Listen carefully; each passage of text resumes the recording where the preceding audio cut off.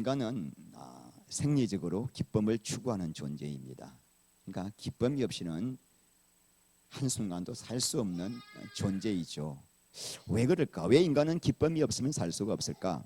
그래서 하나님께서 사람을 창조하실 때 하나님과의 사랑을 통하여 기쁨을 누리도록 만드셨기 때문에 사람은 기쁨이 없이는 살 수가 없는 존재입니다. 그래서 하나님께서는 우리를 만드실 때 삼위 하나님 사이에 누렸던 그 영원한 기쁨, 이 천국의 기쁨을 우리도 누리게 하시려고, 똑같은 그 영광의 기쁨을 누리게 하시려고 창조하셨단 말입니다.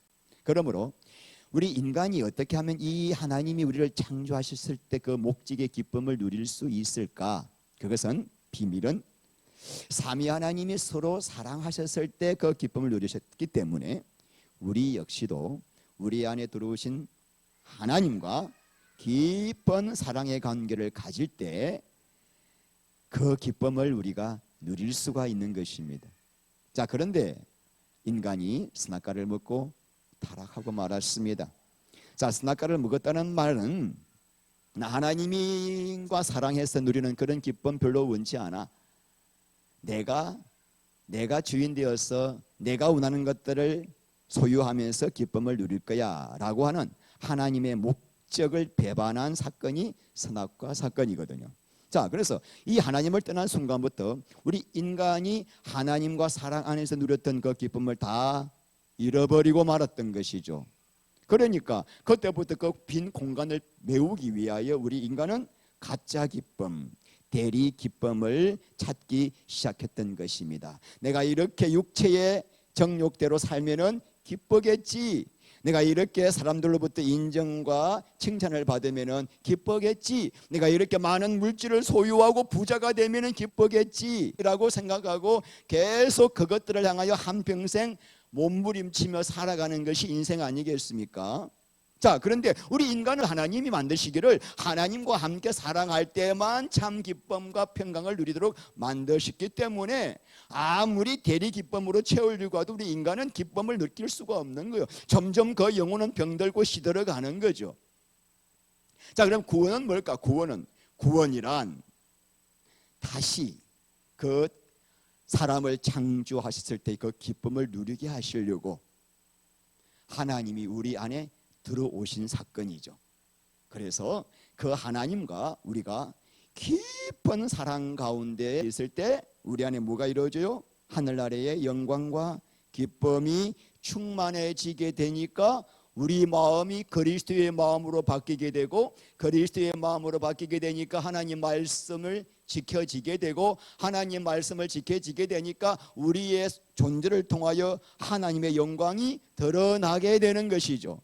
그러므로 신앙의 핵심은 뭐예요? 내 안에 들어오신 하나님과 뭐하는 거다? 사랑하는 거예요. 그러니까 하나님은 우리를 사랑의 파트너로 만드셨기 때문에 이 신앙의 핵심을 모르면은 예수를 믿으면 믿을수록 곤고해지는 거예요. 핵심을 못 잡고 있기 때문에. 솔로몬이 뭐라 그랬냐면은 세상의 모든 부귀와 영화와 쾌락을 다 누렸어요. 모든 걸 다 누려봤던 사람인데 마지막에 말년에 전도서에서 고백하기를 헛되고 헛되니 모든 것이 다 헛되도다라고 했던 것입니다. 아마 여러분도 지금 이 진리를 여러분의 모든 삶 통해서 아마 깨닫고 계시는 분들이 많으실 것입니다. 진짜 허무하다. 뭘 해봐도 내 마음에 기쁨이 없네. 그래서 여러분, 누가 지혜로운가? 빨리 이 진리를 깨닫고 내가 붙들고 있는 것들을 내려놓고 그리스도 한 분만을 붙드는 것이 지혜로운 사람입니다.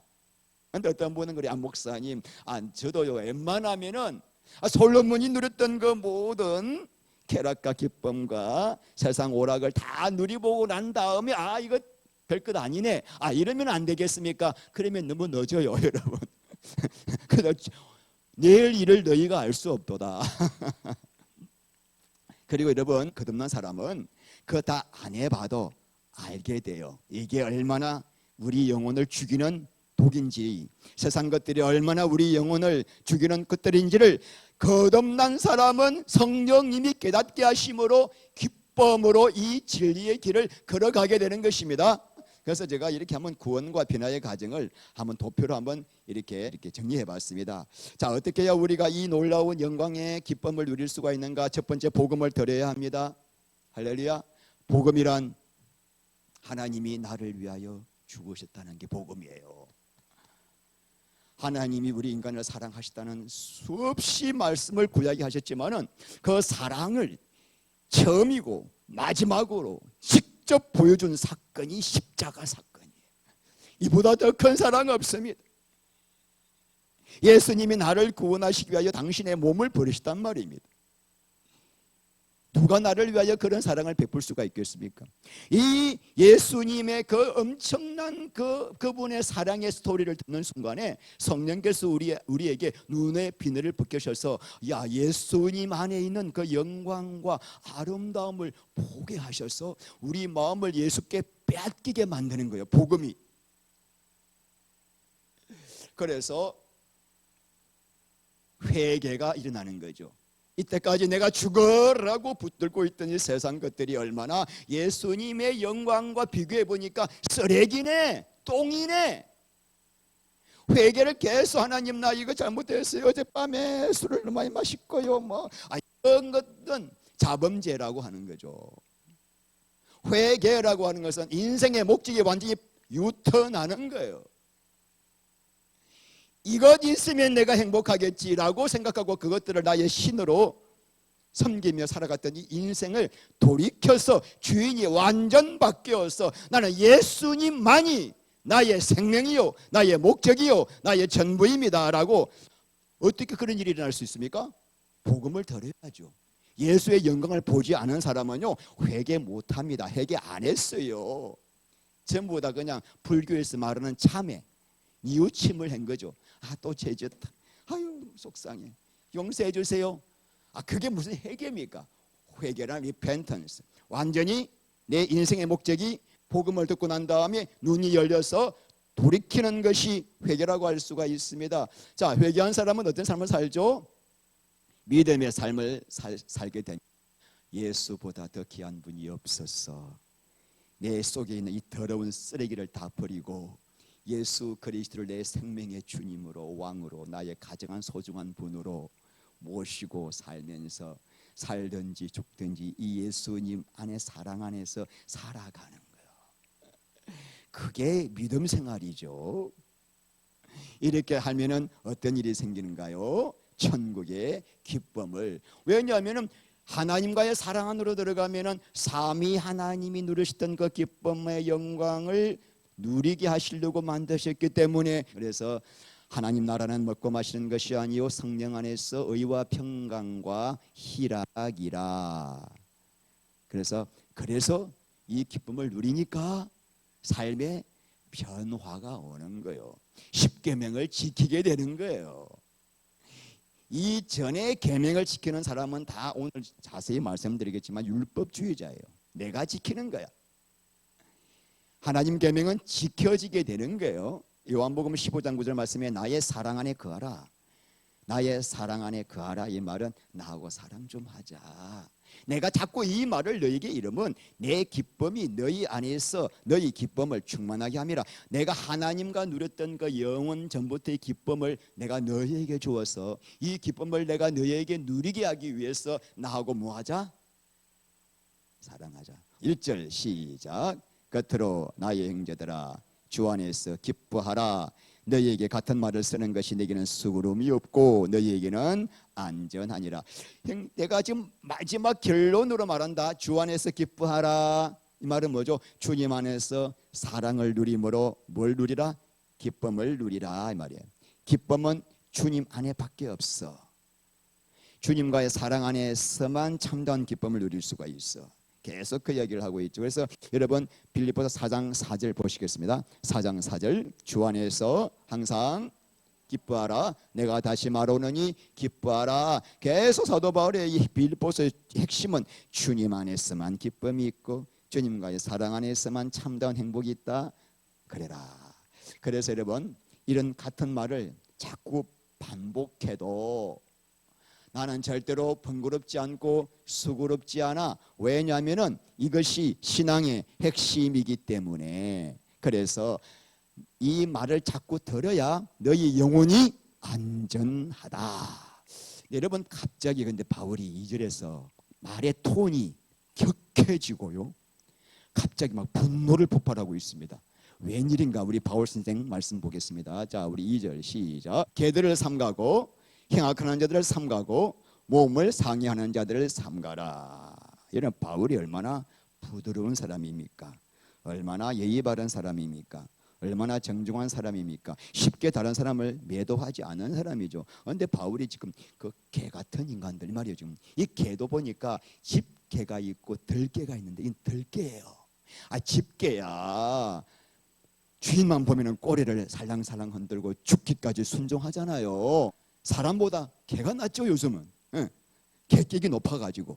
자, 그런데 이 개는 들개예요, 헬라어로. 그러니까 사람만 보면은 물고 뜯는 개요. 그러니까 이 지금 개라고 할 때는 이 개 같은 자식들 막 이런 식의 뉘앙스가 그 헬라 원어에 들어가 있습니다. 그리고 악을 행하는 놈들, 또 자기 몸을 상해하는 자들, 이게 다 세 부류가 같은 사람을 지칭하고 있습니다. 그럼 어떤 사람일까를 우리가 알 수 있는 키 힌트가 있습니다. 몸을 상해한다 해서 어떤 사람을 지금 바울이 이렇게 분노하고 있는가에 대해서 알 수가 있습니다.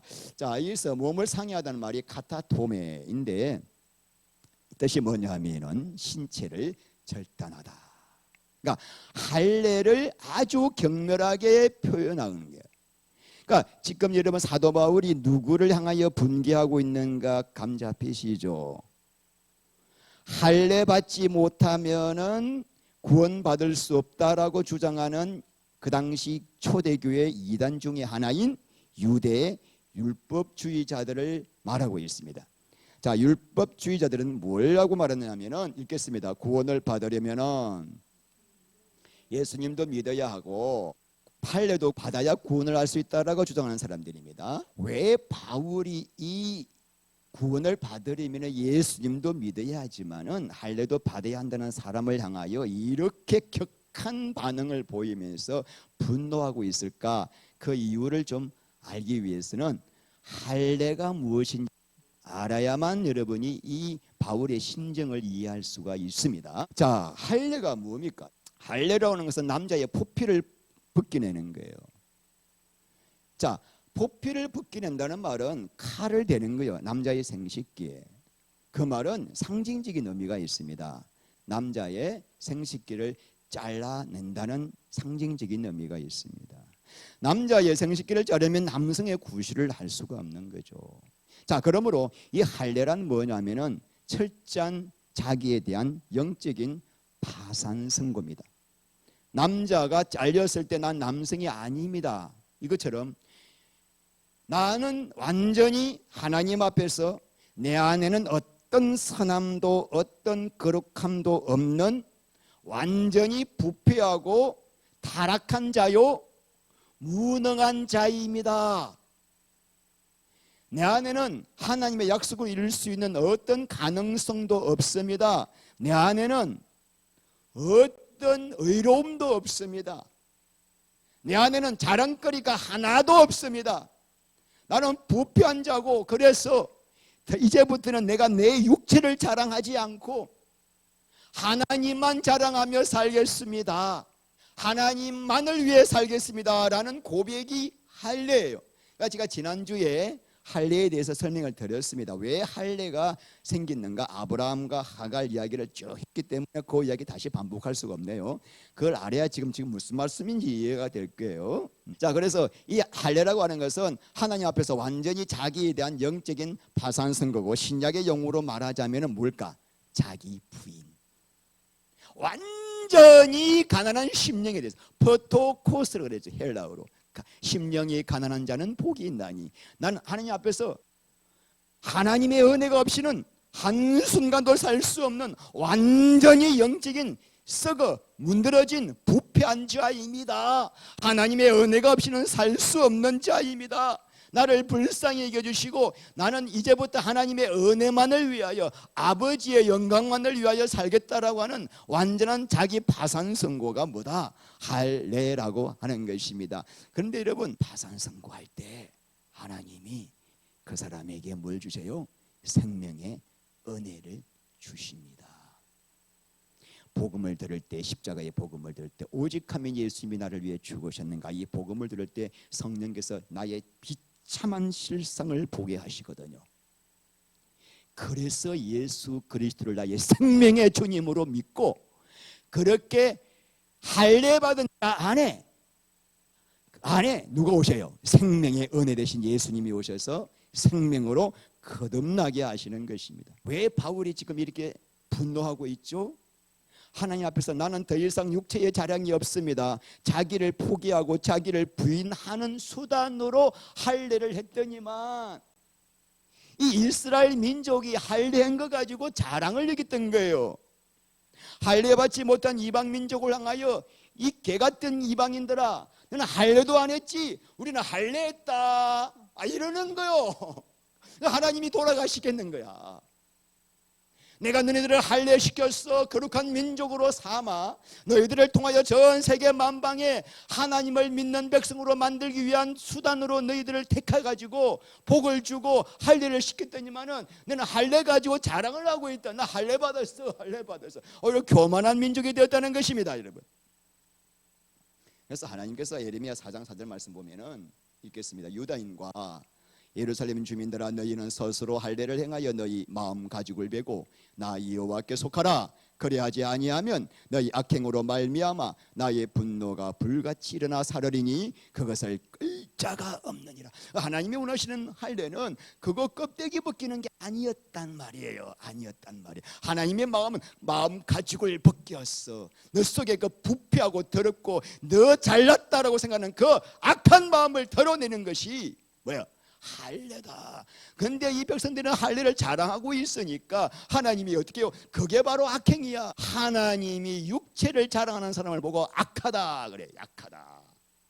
그래서 내 분노가 불같이 살라서 내가 너네들을 바벨론으로 해서 다 멸망시켜 버리겠다는 거예요. 그러니까 여러분, 우리 인간은 자랑할 것이 있습니까, 없습니까? 예레미야 17장 9절 말씀에 만물보다 부패한 것이 인간의 마음이라. 세상에 여러분같이 안에 들어있는 이 마음이 이 우주 만물 어떤 것보다도 뭐하다? 부패하고 더럽고 구중물. 그게 인간인데, 인간은 그게 안 보이잖아요. 안 보이니까 어떻게 해요? 겉으로 싹 꾸며가지고 몸을 치장하고 몸을 가꾸고 애모를 단장하고 지식과 지혜와 명예와 부로 싹 포장한 상태에 가지고 나 잘났지, 나 이쁘지, 나 똑똑하지, 이런 인생을 바라보는 하나님 마음. 여러분, 세상이 바로 그런 곳 아니겠습니까? 세상은 어떤 곳이죠? 세상은 한마디로 말합니다. 육체를 자랑하는 곳이에요. 누구 육체가 잘났는가? 하다못해 어떤 배우가 얼굴이 너무 이쁘면 갑자기 유튜브에 그 얼굴 계속 나와요. 막 걸어가는 거, 선거.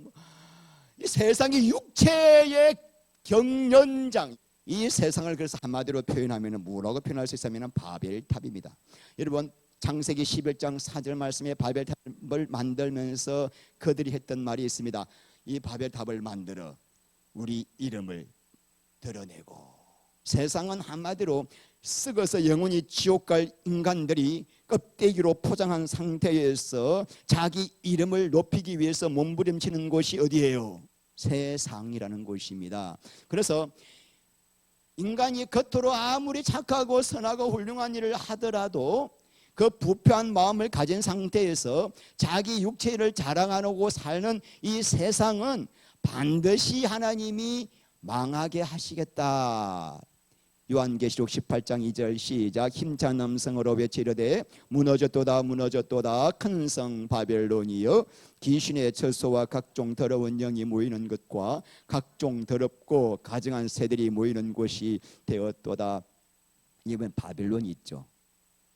이 바벨론은 바벨탑에 세워진 신할 평지예요. 그러니까 바벨론이란 인간이 자기 이름을 높이기 위해서 바벨탑을 세우는 이 세상을 상징하고 있습니다. 자, 이 바벨탑에는, 바벨론에는 누가 모입니까? 예? 귀신이 모이고 각종 더러운 영이 모이고 더럽고 가증한 새는 다 귀신, 다 같은 이야기예요. 귀신들이 모여서 인간의 이름을 높이고 인간을 자랑하는 곳에는 귀신이 모이기 때문에 하나님이 반드시 심판하시겠다, 이 말입니다. 자, 그렇다면 사도 바울이 왜 분노했습니까? 교회란 어떤 것입니까? 내 자랑, 내 영광이 끝나고 하나님의 영광만이 드러나는 곳이요, 나를 위해 죽으신 예수 그리스도 그분만이 의롭고 그분을 믿음으로만 구원받을 수 있는 곳이 교회인데, 갑자기 이상한 것들이 돌아와가지고 할례해야 구원받는다, 육체를 자랑하기 시작했던 것입니다. 그러면은 그곳에 뭐가 임하죠? 성령이 임합니까? 귀신이 임합니까? 귀신이 임하는 거예요. 목사를 자랑하고 장로를 자랑하고 교회의 시스템을 자랑하고 교회 예배당을 자랑하고 성도 수를 자랑하고, 우리 목사가 설교를 잘한다고 자랑하고 인간을 자랑하는 곳에는 반드시 그곳에 누가 와요? 사탄이 와. 사탄이, 귀신이 반드시 심판이 와. 그러니까 사도 바울이 열받은 거예요. 이 개같은 놈들아, 그런 거예요. 개같은 놈들아. 이해가십니까? 이 율법주의라는 게 이게 얼마나 하나님의 의를 더럽히는 건지 사도 바울이 알았기 때문에 우리가 볼 때 예수도 믿고 할례도 받는 거, 이게 뭐가 나빠요? 대대 믿음 좋네, 이렇게 할 것 같은데 사도 바울이 막 분노를 한 거예요. 교회 안에서 사람을 자랑하다니, 육체를 자랑하다니 있을 수 없다. 여러분 묻겠습니다. 오늘날 교회 안에 율법주의자들이 많을까요, 적을까요? 대다수라고 할 수 있어요. 저도 율법주의자였고요. 우리는 인간은 태생적으로 율법주의가 안에 새겨져 있어요. 왜? 선악과를 먹고 난 모든 인간은 어떻게 하면 나를 드러내고 어떻게 하면 나를 높이고 어떻게 하면 내가 칭찬받고 인정받고, 그것이 우리의 본성이기 때문에 하나님 말씀을 지키면서도 어떻게 해요? 하나님 말씀을 지키면서 지킨 나를 바라보면서 와, 내가 참 믿음 좋지. 여러분, 제가 이렇게 교회를 헌신하고 충성하고 이렇게 열심히 기도하고 이렇게 말씀을 잘 지키고 있습니다, 나 믿음 좋죠 하면서 하나님의 거룩한 말씀을 가지고도 뭐가 나와요? 율법주의가 나오는 거예요. 육체의 자랑이 나오는 거예요. 그러니까 오늘날 교회가 대부분이 율법주의에 빠졌다고 볼 수가 있을 거예요. 우리 태생적으로 우리는 율법주의이기 때문이죠. 그래서 하나님께서 주신 은혜의 수단, 예배, 기도, 헌물, 찬양, 말씀을 지키는 것, 이게 얼마나 거룩한 것들입니까? 근데 그걸 가지고 뭘 해요? 내 육체의 자랑으로.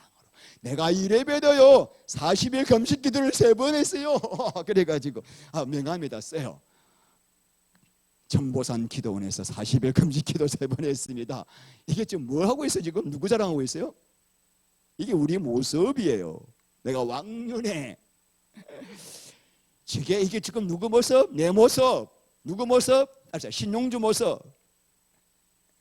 우리 안에 이게 있어요. 지금 여차하면 또 나와요. 이게 이게 나와. 그러므로 자기 부인과 십자가 죽음이 없이는 우리는 전부 다 예수 믿어도 율법주의로 살다가 율법주의로 끝나게 되는 것입니다. 말씀을 왜 주셨죠? 지키지 말라고? 자, 로마서 3장 20절 말씀 시작. 그러므로 율법의 행위로 그의 앞에 어렵다 하심을 육체가 없나니 율법으로는 뭘 깨닫는다? 죄를 깨닫는 것이다. 그러니까 십계명을 지키라고 주신 것이 아니라 십계명 앞에 서 보니까 나는 도저히 못 지키네. 간음이, 육체와의 간음이 아니라 여자를 보고 음욕만 품어도 간음이라, 와, 다 간음자네. 살인만 살인이 아니라 형제를 보고 이 망할 놈아 욕만 해도 살인이네. 우리 이 율법 앞에서 우리는 다 지옥 갈 인간인 걸 깨닫게 하시기 위하여 내가 죄인임을 깨닫게 하셔서, 그래서 갈라디아 3장 24절 말씀대로 나를 누구 앞으로? 예수 그리스도께로 인도하여 그분만을 앙망하고 사랑하여 사랑 안으로 들어가서 율법을 이루게 하기 위해서 율법을 주셨다는 것입니다. 그런데 우리 인간은 어때요? 십계명을 딱 주니까 목사님이 그래요. 십계명 강의하시면서 십계명 지키세요, 그래야 천국 갑니다, 이렇게 하니까 그때부터 뭐요? 십계명을 내가 지키려고 애를 쓰면서 껍데기로 지키면서 내 안에 뭐가 나와요? 내 육체의 자랑이 나오는 거예요. 그거를 사도 바울이 로마서에서 아주, 자 7장 5절 시작. 있을 때에는 율법으로 말미암는 죄의 정욕이 우리 지체 중에 역사하여 우리로 사망을 위하여 열매를 맺게 하였더니, 자 육신에 있을 때에는, 율법주의자로 살아갈 때는 아직까지 내가 주인 되어서 여전히 내 영광을 위해서, 예수를 믿어도 내 영광을 위해 살 때는 율법이 우리 안에, 십계명이 딱 주어지면은 십계명 때문에 우리 안에서 정욕이 일어납니다. 내가 이 말씀을 잘 지켜가지고 사람들에게 인정받고 하나님 앞에 인정받아야지라고 하는 뭐가 와요? 정욕이 나타나가지고 오히려 율법을 지키고 있는데 내 안에서 뭐가 나왔다? 사망의 영이 죽어가더라는 겁니다. 자, 이 율법은 내가 지키려고 하는 순간부터 지키면 지킬수록 내 의가 나오고, 지키지 못한 사람들을 향하여 어이구 더러운 것들, 뭐가 나와요? 판단, 정죄가 나온다는 것입니다. 자, 그럼 다시 묻습니다. 오늘 굉장히 중요한 말이라서 제가 좀 시간에 관계없이 좀 말씀을 전할게요. 율법을 지키라는 말씀이에요, 지키지 말라는 말씀이에요? 그럼 자, 십계명을 이렇게 말해요. 십계명은 이스라엘 백성들이 애굽에서 어린 양의 피로써 유월절을 지내고 홍해수를 건넜기 때문에 구원받은 백성이야. 그러면 구원받고 난 다음에 출애굽기 10장에서 십계명을 주었는데, 십계명이란 뭐냐면 구원받기 위한 조건은 아니에요. 누구에게 주죠? 구원받은 자에게 주는 거예요. 이걸 지켜야 너희들이 하나님 백성이 될 수 있어. 자, 구원받은 사람에게 주셨는데 이 계명을 어떻게 지키냐고요. 그게 문제겠죠. 자, 우리의 노력과 결단과 아침마다 일어나가지고 혈수를 쓰면서 내가 계명을 지켜야지, 그렇게 노력해서 지키는 것이 아니라, 자 6절 시작. 이제는 죽었으므로 율법에서 벗어나서니 이러므로 우리가 영의 새로운 것으로 섬길 것이요 율법 조문에 묵은 것으로 아니할지니라. 자, 얽매였던 것이 뭘까? 율법이라고 제가 표시까지 했죠, 친절한 용주씨가.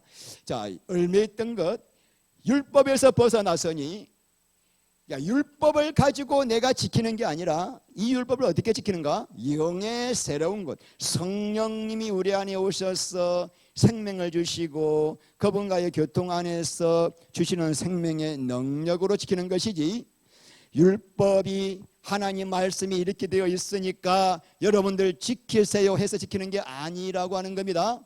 그래서 제가 이거를 현대어 성경어로 6절을 다시 한번 봅니다. 제가 읽겠습니다. 자, 그러나 이제는 더 이상 율법이나 간섭에 얽매일 필요가 없습니다. 자, 이 말만 보고는 많은 크리스천들이 와, 구원받았으니까 율법에서는 벗어났다, 할렐루야, 죄 지어도 관계없다, 구원은 받았으니까 죄 좀 지어도 지옥은 안 간다, 할렐루야, 막 이런 인간들이 있습니다. 소위 말하는 구원파가 그렇고, 이런 자들을 뭐라 그러냐면 율법 폐기론자입니다. 구원받았으니까 율법은 안 지켜도 된다, 지어도 하나님이 용서해 주신다, 우리 안 버리신다, 이제 그게 율법 폐기론자입니다. 여러분 마태복음 5장 17절 말씀에 내가 율법이나 선지자를 폐하러 온 줄로 아느냐? 아니다, 나는 오히려 율법과 선지자를 온전케 하려 왔다. 구약의 모든 십계명 율법을 내가 없애기 위해서가 아니라 완전히 지키게 하기 위해서 왔다. 로마서 3장 31절, 믿음으로 율법을 피하느뇨? 믿음으로 구원받았으니까 율법은 안 지켜도 된다라고 율법을 피하느뇨? 아니라 절대로 그럴 수 없느니라. 믿음으로 율법을 굳게 세우느니라.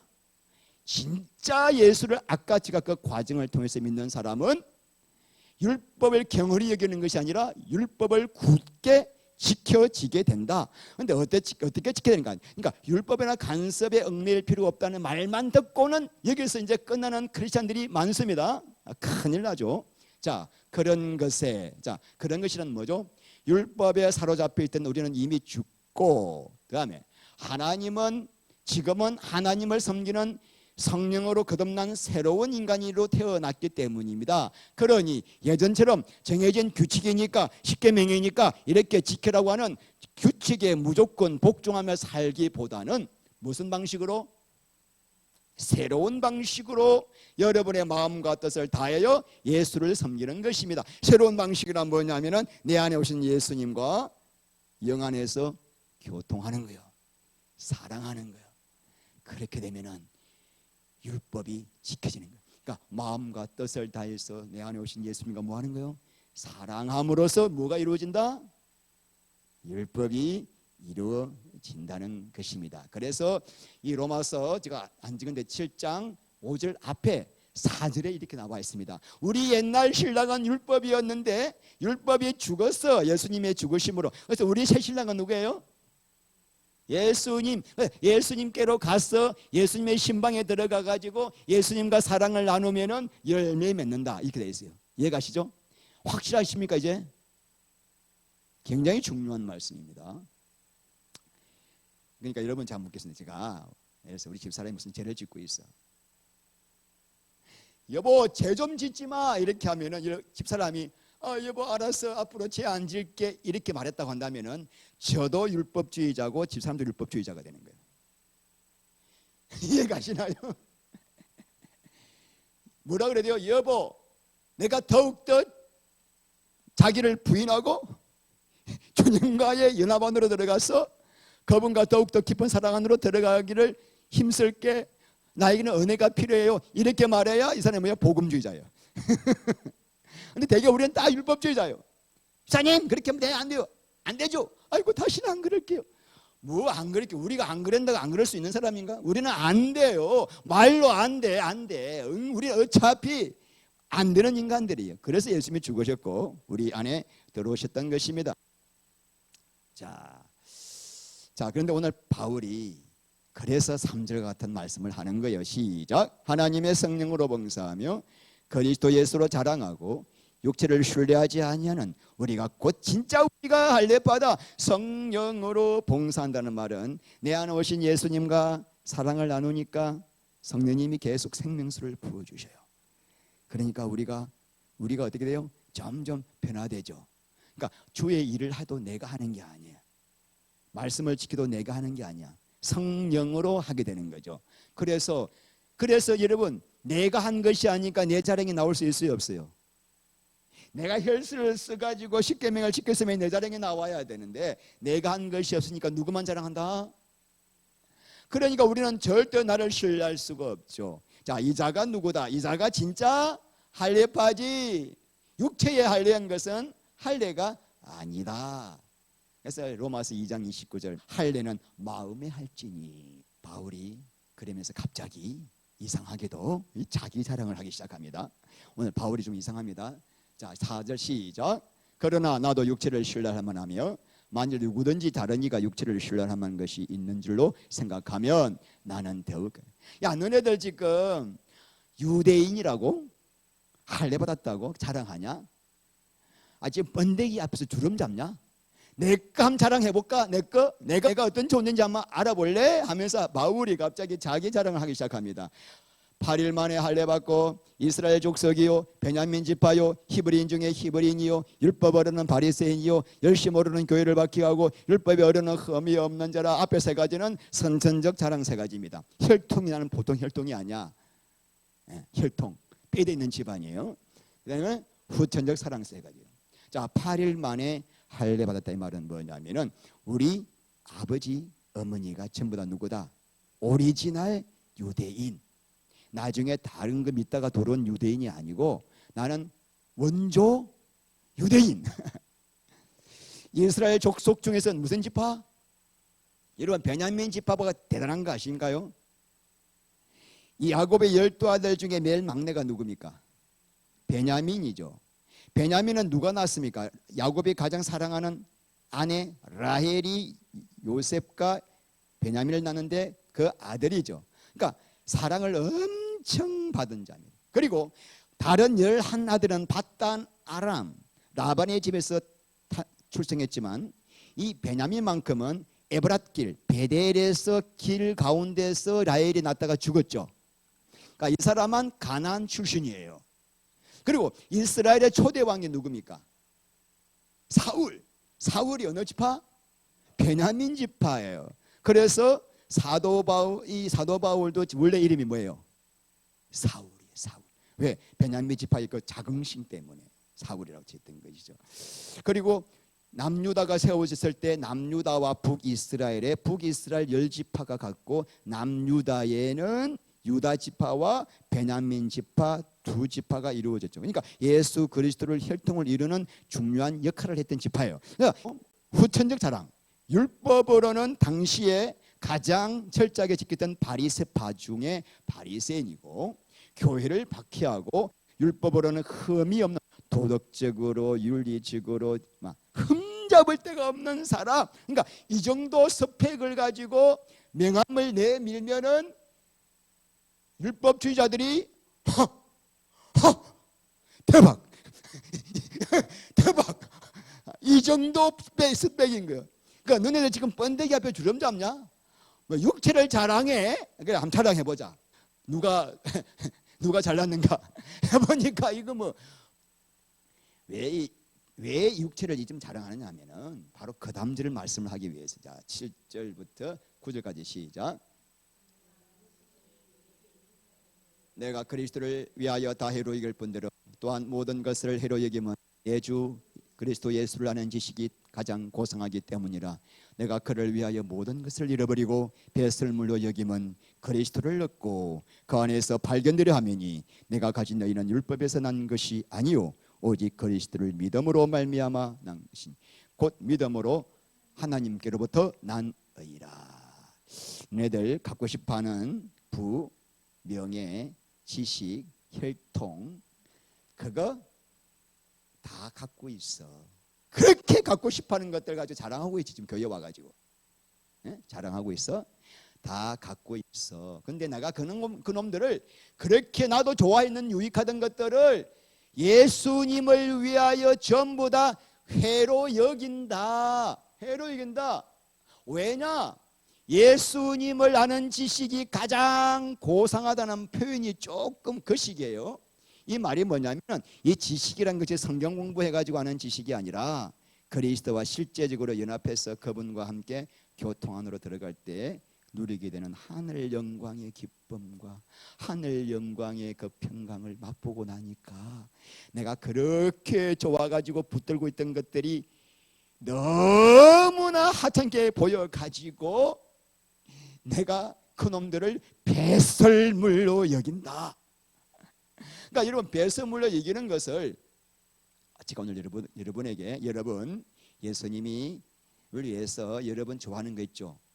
돈, 명예, 인기 그거 배설물로 여기세요. 이렇게 말하면 율법이 돼버립니다.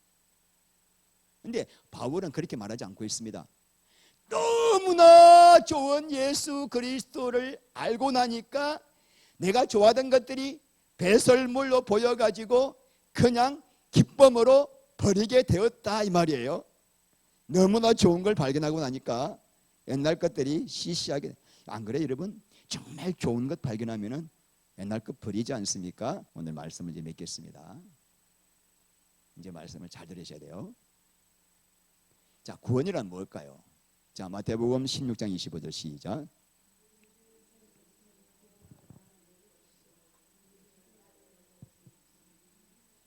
자, 예수를 위하여 목숨을 잃는 것이 구원이에요. 근데 여러분 이 말씀만 딱 보면은 굉장히 좀 우울해지죠. 예수 한 분을 얻기 위해서 내 목숨을 다 내어놓고 내가 좋아하는 것들을 다 내어놓고 버리고 사는 삶 참 우울하게 느껴지고 좀 고독하게 느껴지잖아요. 그래서 오늘 그 부분에 대해서 제가 잠깐 말씀을 정리하고 말씀을 맺히겠습니다. 전혀 그렇지 않습니다. 오늘 말씀을 잘 보세요. 누구든지 제 목숨을 잃으면은 목숨을 잃고 끝나는 것이 아니라 목숨을 찾게 된다. 자, 이해가 있겠습니까? 마태복음 6장 33절 그 나라와 그 의를 구하면은, 그러니까 세상 것들을 구하기 앞서서 그 나라와 그 의를 구하면은 세상 것들이 다 사라지는 것이 아니라 이 모든 것을 뭐 해주겠다? 더해주겠다. 자, 마음 중심에, 잠시만요. 마음 중심에 세상에 와 있고 물질이 있으면은 물질도 세상도 내 목숨도 다 잃어버리지만은 내 마음 중심에 예수님이 계시면은 예수님도 얻게 되고 예수님 때문에 내려놓았던 것들도 얻게 된다는 거예요. 차절이라 이 말. 그래서 여러분 좋은 비유 하나 드릴게요.